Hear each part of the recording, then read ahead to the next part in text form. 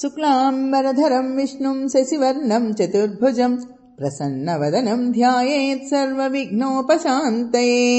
गुरुर्ब्रह्मा गुरुर्विष्णुः गुरुर्देवो महेश्वरः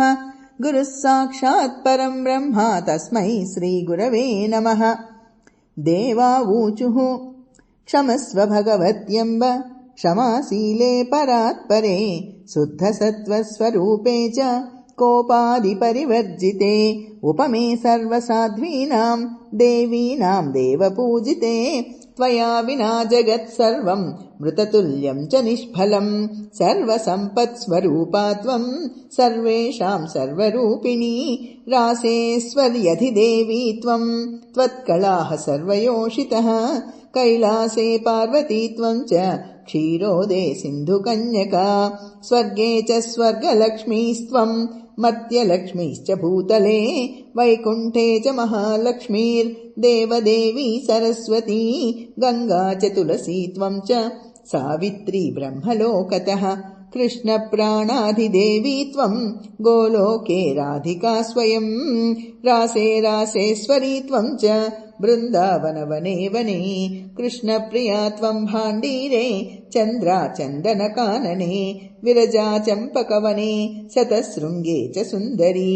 पद्मावती पद्मवने मालती मालतीवने कुन्ददन्ती कुन्दवने सुशीला केतकीवने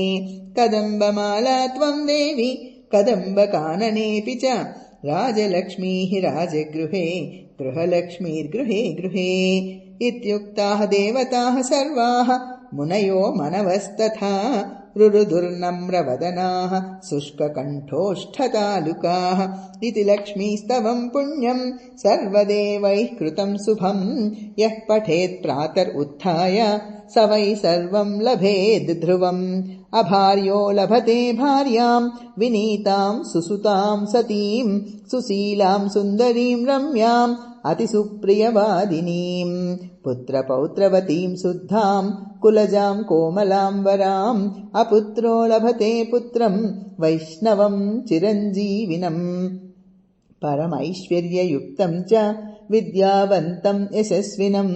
भ्रष्टराज्यो लभेद्राज्यं भ्रष्टस्त्रीर्लभते श्रियं हतबन्धुर्लभेद्बन्धुं